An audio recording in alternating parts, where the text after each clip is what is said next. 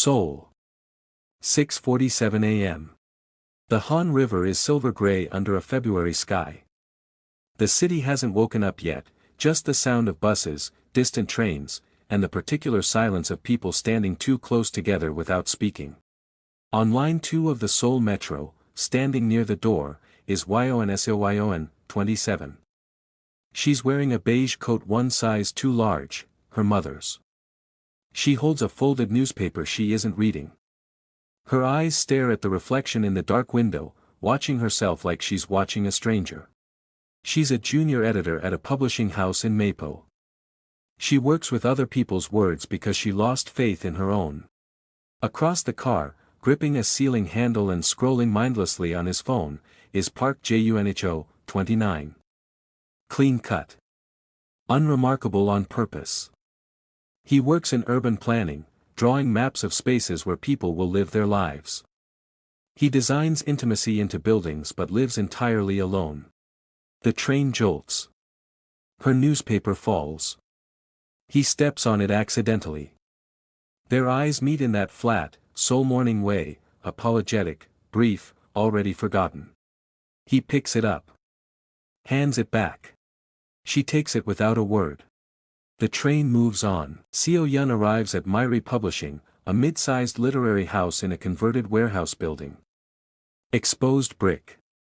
Stacked manuscripts. The smell of coffee and old paper. Her desk is covered in sticky notes, deadlines, corrections, other writers' dreams. Her own notebook, the one with her handwriting in it, stays in her bag every single day. Unopened. Her colleague and best friend Hong Dae-Yun, 28, loud, sharp, loyal, drops a manuscript on her desk. New submission. Psychological fiction. The writer's anonymous. Seo Yun opens the first page. She reads one paragraph. Stops. Reads it again. The paragraph is about a person who is afraid not of losing love but of deserving it. She closes the manuscript. Her hands are steady. Her face is not. Across the city in Uedo, Junho sits at a large drafting table covered in architectural overlays. His office is floor-to-ceiling glass. Seoul sprawls below him like a circuit board. His boss, Director Choi, drops a new project file in front of him, a community redevelopment in Mapo-gu, an older residential district. Apartments where people have lived for 30 years are being quietly replaced with modern complexes. Junho accepts the file without emotion. Opens it. The first page has a photo of the neighborhood. Something in his face shifts, barely, just a tightening around the eyes. He recognizes the street. It's the neighborhood where he grew up. The house where his father died. The alley where he learned what silence felt like between two people who used to love each other. He closes the file. Types an email accepting the assignment. Then opens a new document and stares at the blinking cursor for a very long time. Night. 2 apartments. Same city. Parallel edit. Seo Yun sits on her floor eating ramen at 10 p.m. The anonymous manuscript open in her lap. She's reading it now, really reading, and she's underlining lines with a red pen. Something she hasn't done to another person's writing in years. Junho stands at his window in the dark, not eating, city lights below him. He has the neighborhood project file open on his table behind him. He doesn't look at it. The parallel edit makes them feel like two people already in the same story, they just don't know it yet. A final shot, Seo Yun laughs softly at something she reads. Alone, 10 p.m., ramen getting cold, and for the first time, her face opens like a window. 3 weeks later. A coffee shop in Mapo, small, independent, the kind with jazz records on the wall and mismatched chairs. Seo Yun is here with her manuscript, red-penned and annotated, trying to write a rejection letter that doesn't feel like a lie. Because the truth is, she doesn't want to reject it. She wants to find whoever wrote it. The shop door opens. Junho walks in. He's been walking the Mapo streets for the project, photographing the neighborhood, mapping lives he's supposed to displace. He's wet from a sudden rain. He orders coffee. The shop is full. There is exactly one empty seat. It's across from Seo-yun. He sits. She doesn't look up. He opens his laptop. He notices the manuscript pages. One sheet has slid to the edge of the table. He glances at the top line, an underlined sentence in red. She was afraid not of losing love but of deserving it. He reads it. Something moves across his face. He doesn't say anything. But he orders a second coffee and puts it at the edge of her side of the table without a word. She's been nursing an empty cup for an hour. She looks up. He's already looking at his laptop. She stares at the coffee. Then she drinks it. Junho walks the streets of Mapo with a camera and a notebook. Old Pojamaka tents. Children's wall murals. A Hainyo grandmother hanging laundry the same way she has for 50 years. He's supposed to be documenting what needs to change. Instead he's documenting what's alive. He turns a corner and stops. Seo-yun is standing at a street stall, eating tteokbokki out of a paper cup. She's on her phone, laughing at something. He doesn't approach. He just watches, not in a predatory way, but in the way a person looks at something they weren't expecting to find beautiful. She turns. Sees him. You again, she says.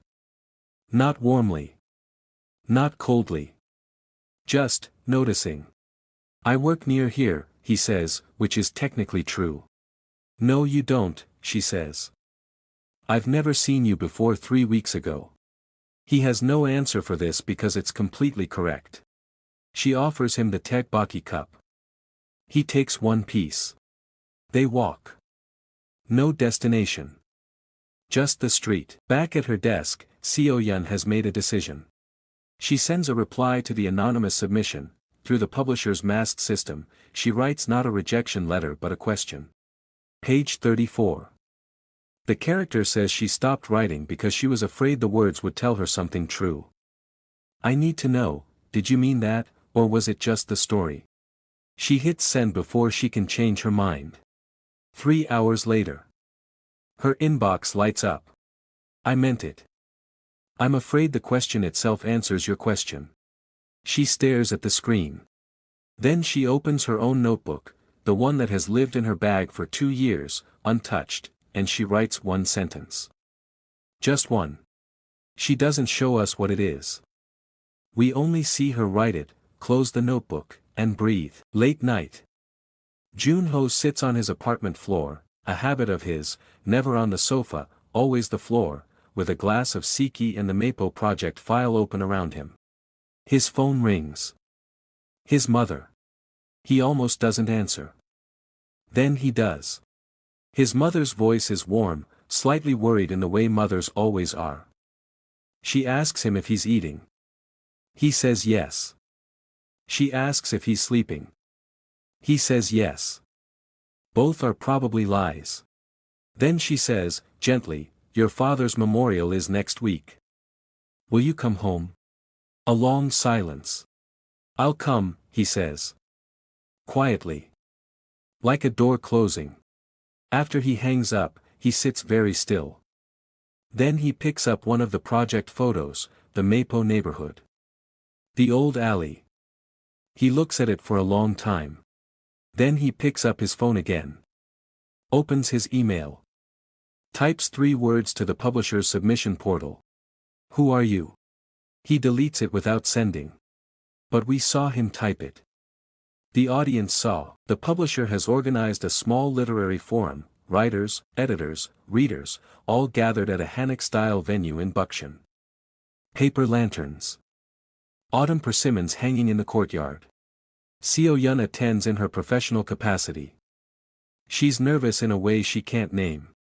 Junho attends because Doon, who knows him from a mutual friend, dragged him along at the last minute. They see each other across the courtyard. The look between them is not romantic in the conventional sense. It is the look of two people whose separate interior lives suddenly have a witness. They find themselves standing side by side at the refreshment table. Neither planned it. You're the editor, he says.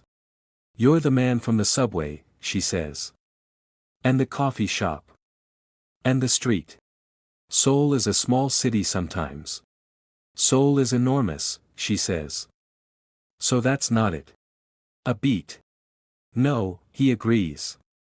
That's not it. They walk from Bukshan down toward Anguk station, not together by plan, just pointed the same direction.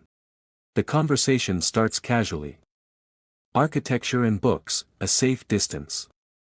Then it moves, the way real conversations do when two people are paying attention, into something more honest. She tells him about the manuscript. Not who wrote it, just that she found something in it that unsettled her. What kind of unsettling, he asks. The kind that makes you realize you've been asleep, she says. A pause. The street is quiet. A cat watches them from a stone wall. What do you do when you realize that, he asks, and it's clear he's not asking about her. She looks at him for a long moment. I think you have to go back to where you fell asleep, she says. And start walking from there. He doesn't respond. But something in his posture, the way he straightens slightly, the way his hand unclenches at his side, tells us the words landed somewhere deep. A week later. Seo Yun gets a new message from the anonymous writer. They've been corresponding, back and forth, careful and honest, through the masked portal. This message is different. It's not about the manuscript. It reads. You asked me once if I meant what I wrote, that she was afraid of deserving love. I've been thinking about it. I think people who've lost something, really lost something, start to believe they used up their right to be loved. Like love is a resource, not a river. Seo Yun reads it 3 times. Then she types back, my mother died 2 years ago. I haven't written anything since. I don't know if that's grief or if I'm using it as a reason not to be afraid. She hits send. Her hands are shaking. The first truly honest thing she has said to another person in 2 years, and she said it to a stranger. Junho travels home. His family home is in a smaller city, Cheonan. A modest house. His mother waiting at the door. They go together to the columbarium where his father rests. Clean. Quiet. Rows of ceramic urns behind glass. His mother prays. Junho stands. He doesn't pray. He talks. Low, quiet, barely above a whisper, so his mother can't fully hear. He tells his father about the Mapo project. The neighborhood. The guilt of drawing plans to erase the places that made him. Then, slowly, almost against his will, he tells his father about a woman on a subway. A coffee shop. A question she asked about going back to where you fell asleep. I think I've been asleep, Dad, he says. I think I've been designing other people's homes to avoid building one of my own. His mother appears beside him. Takes his hand. She doesn't say anything. She doesn't need to. Back in Seoul. Seo Yun has been investigating, not aggressively, just paying attention. A phrase in the manuscript. A reference to an urban planning term used casually, technically correct. Something a writer wouldn't know unless they lived in that world. She asks Doon, who knows everyone, do you know any urban planners who might write fiction? Doon stares at her. Then slowly smiles. You're going to lose your mind, Doon says. She makes one phone call. Seo Yun sits very still as Doon whispers something to her. We don't hear it. We watch Seo Yun's face change, not in a dramatic, movie way. In the real way. A small blink. A very slow exhale. Her eyes going somewhere interior and quiet. Then, he doesn't know it's me either, does he? He doesn't, Doon confirms. The camera holds on Seo Yun's face. 2 people have been deeply, honestly intimate with each other, and neither one knew who the other was. Seo Yun goes for a run along the Han River. It's the only time she's fully honest with herself, moving, unable to stop and overthink. She runs and we hear her thoughts, not in voiceover, but in flash images, her mother's hands. Her own abandoned notebooks. The anonymous messages. Junho handing her coffee without asking. Junho reading the sentence. Junho's face when she said go back to where you fell asleep. She stops running. She's in the middle of the riverside path, other joggers passing her. She is very, very still. Then she starts running again, but faster this time. Like she's decided something. Junho is at a community meeting in Mapo. Residents opposing the redevelopment, elderly neighbors, families, a woman in her 70s who has lived in the same house for 43 years. Junho is supposed to present the project. He stands up. Opens his presentation. He looks at the first slide, an aerial photo of the neighborhood marked with demolition zones. He closes his laptop. The room goes quiet. I grew up 2 streets from here, he says. My father used to buy siki from the stall on the corner. That stall is on slide 3 as a non-essential commercial element. He pauses. I can't give this presentation. I need to redesign the project. Director Choi, in the back row, goes very still. Junho looks at the room, the people whose homes he was going to redraw. I'm sorry, he says. I should have come here first. Night. Seo-yun is outside Junho's building. She has his address, Daeun, always Daeun. She stands on the pavement looking up at his window. Light on. He's home. She has her phone in her hand. She types a message on the submission portal, I know who you are. She watches the window. After a moment, she sees him, a silhouette moving to his phone. Reading. The silhouette goes still. She holds her breath. 3 minutes pass. His reply arrives, I think I know who you are too. She looks up at his window again. The light is still on. He hasn't moved.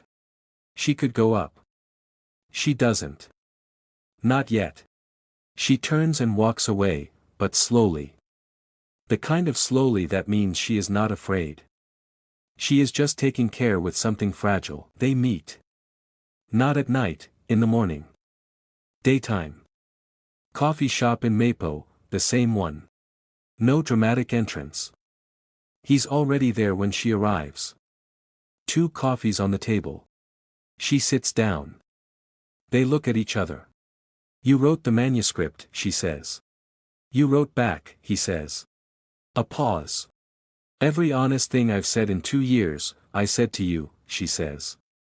And I didn't know it was you. I know, he says. Same. Another pause. The coffee steams. That's either terrifying, she says, or the best thing that's ever happened to either of us. He considers it seriously. Really thinks about it. I don't think those are different things, he says. She laughs. The real one, the one from the apartment, alone, 10 p.m., Ramian cold. He hears it for the first time and looks at her like he recognizes it from somewhere. Junho redesigns the Mapo project. He keeps the Pojangmaka stalls. He works the old alley into the new plan as a preserved pedestrian corridor. He designs an open courtyard where the community can gather, the way they always have, on the ground level, together. He presents it to Director Choi. Choi is quiet for a long time. Then, this will cost us. I know, Junho says. But this is what should be built here. Choi looks at the plans again. A long, real look, not just professional. Something personal moves behind his eyes. Redesign the budget projection, Choi says finally. We'll find a way. Junho walks out of the office. Stands at the glass wall overlooking Seoul. He is, for the first time in the film, smiling. Not widely. Just, present. Seo-yun's apartment. Evening. The notebook, the one from her bag, is open on the desk. Not one line inside it now. Pages. She is writing. Not frantically, not performatively, just steadily, with the particular focus of someone who has returned to something they love and found it still there, waiting. She writes for a long time. Then she stops. Reads what she has. Picks up her phone. She takes a photo of one page. Sends it to Junho. No message. Just the photo. He reads it on the other end of the city. We see him reading, his face going through something that isn't easy to name. Moved. Grateful. A little undone. He types back, "This is better than anything in my manuscript." She reads it. Puts her phone face down. Picks up the pen again. Writes, Han River. Spring now, cherry blossoms on the banks, soft pink against the gray water. A city that has gone on turning the whole time this story happened, indifferent and beautiful. Junho and Seo-yun walk the riverside path, the same path she ran alone in chapter 4. They are not holding hands. Not yet. They are simply walking together, side by side, talking, and occasionally their arms brush without either of them pulling away. She has a canvas bag with her, the notebook inside, and something else, a printed manuscript. His. With her editor's notes in the margins. She hands it to him. He looks at the cover page. She's written a title in red pen, the title he never gave it. He reads it. We don't see what it says. He looks at her. "You named my book," he says. "Someone had to," she says. He laughs, the real kind. Surprised from his own chest. The camera pulls back slowly. Their figures getting smaller, the cherry blossoms drifting, the Han River silver in spring light, Seoul enormous and continuing around them. Two people in the right place at the right time, finally. The heartbeat from the very beginning returns, two of them, together.